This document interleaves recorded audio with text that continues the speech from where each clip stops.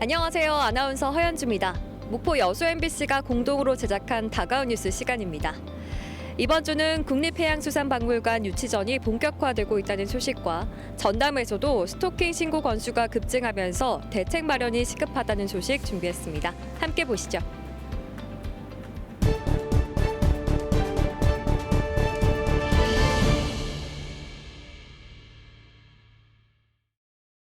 부산과 충남 등 국내 3곳에서 운영 중인 국립해양문화시설. 인천과 충북에서도 개관을 준비 중인 가운데 6번째 시설인 국립해양수산박물관이 전남에 들어섭니다. 국비 1,245억 원이 투입돼 전시관과 체험관, 교육관 등 복합해양문화시설로 건립될 예정인데 입지는 시군 공모로 선정됩니다.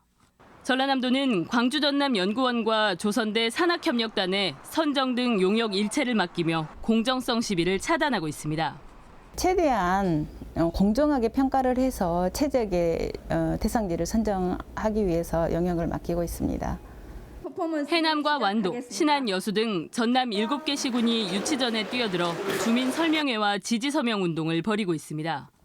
교통 접근성 등 입지 여건과 균형 발전 기여도, 해양수산자원 등 대상지 선정 평가 기준도 확정됐습니다. 균형 발전 기여도 배점과 어가 인구 등 해양수산자원의 배점 기준을 놓고 특정 지역에 유리하다는 이견이 나오는 등 신경전도 고조되고 있습니다. 수산 자원은 확실히 어떤 선적으로는 유리하잖아요. 국가 전체적인 균형 발전 차원을 고려하는 게 더 객관적이지 않냐. 국립해양수산박물관의 입지는 다음 달 중순 확정될 예정입니다. MBC 뉴스 김진선입니다. 여수시 돌산읍 평사리 소미산. 지난 2020년 모 개발업체는 이 산 정상에 동백숲을 조성하겠다며 산지 일시 사용 허가를 받고 길이 870m, 폭 3m의 작업로 조성 공사를 추진했습니다. 하지만 실제 작업로는 폭이 최대 10m까지 이르면서 당초 허가 면적의 6배가 넘는 1.7헥타르의 산림이 무단 훼손됐습니다. 결국 여수시는 지난해 업체에 부분 복구를 지시했지만 부실 복구 논란과 함께 특혜 의혹은 여전히 해소되지 못했습니다. 이로부터 1년여가 지나간 지난 7월 모 개발업체는 여수시의 소미산 일원의 근린공원 조성 사업을 다시 추진하겠다며 제안서를 제출했습니다. 이번에는 기존 동백숲 조성에 더해 대관람차와 곤돌라 등 관광 유희 시설까지 포함시켰습니다. 지역 시민사회는 이 업체가 소미산 일원의 환경 훼손 논란이 처음 제기됐던 시점부터 관광 유희 시설 단지를 조성하려 했고 산지 훼손도 의도된 행위였다는 의혹들이 사실상 확인된 것이라며 강하게 반발했습니다. 곤돌라와 대관람차가 포함 있어서 지역의 지적과 우려가 사실로 드러났습니다. 이 시점에서 여수시는 특정 기업이 이 환경 파괴 개발로 여수의 이미지를 훼손시켰던 소미산 개발 사업을 전면 불허하고 2년 전 환경 훼손도 원상 회복됐는지 엄정하게 조사해야 한다고 생각합니다. 여수시는 이에 대해 원칙적인 입장을 보이고 있습니다. 일단 접수된 도시관리계획 입안 제안을 토대로 다음 달 중에 타당성 검토와 도시관리위원회 자문 절차를 거쳐 도시관리계획 안건에 포함시킬지 여부를 최종 결정하겠다고 밝혔습니다. 그 전에 그 소미산 관련해서 논란은 있었지만 저희 시에서는 어떤 그런 선입견을 갖고 대응하기보다는 법적인 절차를 거쳐서 행정적으로 적법하게 처리한다라는 게 저희들 기존 생각입니다. 난개발에 의한 환경훼손과 행정의 관리감독 소홀, 특혜 의혹까지 지역사회 내 여러 논란의 중심에 있었던 여수 소미산 근린공원 조성 사업계획. 이 논란의 사업계획이 관광 유희시설까지 포함돼 재추진되면서 지역사회 내 또 한 차례 파장이 불가피할 것으로 보입니다. MBC 뉴스 김주입니다. 순천시 왕지 매립장의 여력은 현재로선 2027년 말, 여기서 최장 5년 정도 더 연장할 수 있다는 게 순천시의 판단입니다. 민선 7기 때 입지 선정 문제가 난항을 겪으면서 매립장 이전 사업은 사실상 무산됐습니다. 노관규 시장도 후보 시절부터 매립장 입지는 원점 재검토 입장을 밝혔고 그 대안으로 탄소 중립을 실천하는 쓰레기 자원화 공약과 함께 취임 초기 광역 폐기물 처리 시설 건립을 제안한 바 있습니다. 작은 어떤 지자체 단위로 하는 것보다는 약간 광역화, 메가시티화해서 지역이 어떤 협력할 수 있는 그런 사업들을 발굴도 되고 또 이렇게 하다 보면 그 에너지 어떤 자립 측면에서 이런 생태계도 구축이 되고. 하지만 여건이 좀 다른 인근 지자체들은 현재로선 이 문제에 대해 미온적인 태도를 보이고 있습니다. 상황이 이렇다 보니 순천시가 서둘러 새로운 매립장 건설에 나서기보다는 민선 8기 선거 공약을 바탕으로 기존 방식과 다른 쓰레기 대안 마련에 힘이 실리고 있습니다. 도심 속 친환경 소각장에서 탄소를 포집하고 거래해 수익을 창출하는 새로운 개념의 도입입니다. 덴마크의 아마게르 바케나 하남의 유니온 파크처럼 일명 님비를 인비로 만든 선진 사례들이 이미 있기 때문입니다. 또 공공의 시설하고 이렇게 복합해서 하는 게 어찌 보면은 이제 하나의 트렌드입니다. 하나의 트렌드인데 이제 저희도 아직까지 이제 그렇게 검토는 못했습니다만 앞으로 다양한 그 어떤 제한을 두지 말고 다양한 관점에서 이렇게 좀 의견 수렴도 하고 또 어떤 그런 공감대 형성도 해 나가야 될 것으로 보입니다. 시청 같은 관공서나 대규모 공연장, 대형 쇼핑몰 등을 친환경 소각장과 접목한다면 전국적으로 새로운 모델을 제시할 수도 있습니다. 2030년 쓰레기 직매립이 금지되고 기후위기 대응과 탄소 중립이 화두가 된 지금 순천시가 쓰레기를 자원으로 인식하는 긴 호흡의 폐기물 정책이 요구되고 있습니다. MBC 뉴스 최우식입니다.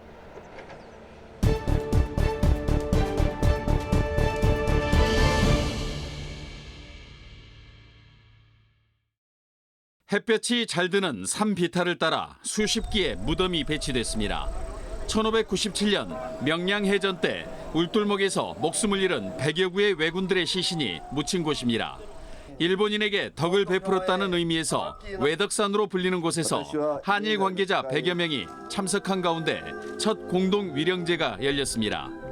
해차를 올리고 향불을 피워 왜군과 조선인 희생자들의 넋을 위로합니다.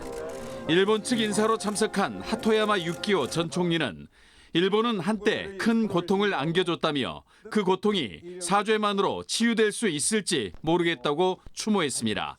苦しんで苦痛を味わった方々がもうこれ以上謝らなくてもいいよとそう言っていただけるまで謝罪する気持ちを持ち続けなければならないと思っています。 그러면서 생명 앞에 적군과 아군도 없이 조선 사람들이 따뜻하게 대해준 것을 일본인들은 잊어서는 안 된다고 강조했습니다. 진도군은 외덕산이 양국 간 평화 증진의 계기가 되기를 바란다고 화답했습니다. 수많은 일본군 시신 100여 구를 우리 고구면 주민들이 거두어서 이 산에 묻어줌으로써 하나의 전쟁에서 발생한 두 개의 무덤이 갖는 서로 다른 의미는 오늘날 한일 관계에서 과거사의 문제는 시급히 해결해야 할 현재의 문제라는 점을 시사하고 있습니다. MBC 뉴스 신광합니다. 지방세 체납 차량 단속 차량이 거리를 달립니다. 카메라가 주차된 차량의 번호판을 인식합니다. 자동적으로 체납 차량 여부가 확인되고 밀려있던 자동차세까지 나타납니다. 목포에서만 자동차세를 내지 않은 차량이 9,900여 대, 체납된 세금은 22억여 원에 이릅니다. 연락 좀 주고 그때 가는 거예요? 41만 360원이고요. 바로 납부 가능하시면 계좌번호 보내드릴까요? 네. 세금 체납 차량에 차량 운행을 못하도록 하는 번호판을 떼어내는 번호판 영치. 조세 정의 실현은 갈등과 시비에 휩싸이기 일쑤입니다. 번호판을 그렇죠. 못되게 막 몸으로 막으신다거나 그런 분이 간혹 있어요. 이제 최대한 이제 몸싸움까지 안 하려고 접촉은 안 하는데 제가 이제 뭐 경찰에 연락하겠다. 목포에서 자동차세를 20년 넘도록 납부하지 않은 차량 소유자가 있을 정도로 체납 차량을 찾는 게 쉬운 일은 아닙니다. 주야간 가릴 것 없이 세금 징수반과 체납 차량의 숨바꼭질이 계속됩니다. 이 차량은 자동차세를 4번 납부하지 않아 이렇게 번호판이 영치됐습니다. 밀린 자동차세를 납부하게 되면 다시 번호판을 되찾을 수 있습니다. 차량 운행을 제한해서 납세자를 압박하는 가장 강력한 수단 중에 하나입니다. 그렇기 때문에 영치를 하면 차를 운행을 못하니까 세금을 낼 수밖에 없죠. 2018년부터 2020년까지 전남에서 자동차세가 납부되지 않은 차량은 76만 2천여 대로 매년 25만 대꼴. 체납된 세금액이 해마다 200억 원을 넘습니다. MBC 뉴스 양정은입니다. 서울 신당역에서 벌어진 스토킹 살인 사건 뒤 범죄에 대한 경각심이 높아지고 있습니다. 피해자와 같은 성별, 나이대인 이들이 느끼는 안타까움과 두려움은 더 클 수밖에 없습니다. 주변에서도 이런 일이 일어날 수 있을 것 같다는 생각이 좀 무섭기도 하고. 뉴스 보고 나서 조금 저녁에 다닐 때 좀 무섭다는 생각은 들긴 하죠. 괜히 좀 흠칫하고. 대면뿐 아니라 SNS와 전화, 메시지 등으로 특정한 시간과 장소를 가리지 않고 일상으로 파고든 스토킹 범죄. 실제 전남 지역 스토킹 신고 건수도 최근 가파르게 증가하고 있습니다. 2020년 75건을 기록했는데 지난해 10월 스토킹 처벌법이 시행되면서 335건으로 급증했습니다. 올해도 8월까지 520건이 신고돼 지난해보다 2배가량 증가할 것으로 보입니다. 스토킹 피해자들이 가장 압박을 느끼는 건 보복에 대한 두려움입니다. 용기를 내 경찰에 신고하고 법적 대응에 나서 혐의를 입증해도 불구속으로 풀려나는 경우가 대부분입니다. 형사 입건 건수는 지난해보다 5배 가까이 늘었지만 대부분 불구속 송치됐고 구속된 경우는 5건에 그쳤습니다. 현장에서는 피해자가 합의하면 처벌하지 않는 반의사 불벌죄 조항을 없애고 형량도 강화해야 한다는 목소리가 나옵니다. 가해자들이 보복할 수 있다는 불안감도 있을 뿐더러 이게 법적 대응을 하더라도 집행유예나 형량이 되게 낮을 수밖에 없는 것 같아요. 좀 더 스토킹 범죄에 대해서 피해자를 보호하는 방향으로. 최근 경찰과 정치권은 불송치된 스토킹 사건까지 다시 전수조사하는 등 대책 마련에 들어갔습니다. MBC 뉴스 유민호입니다.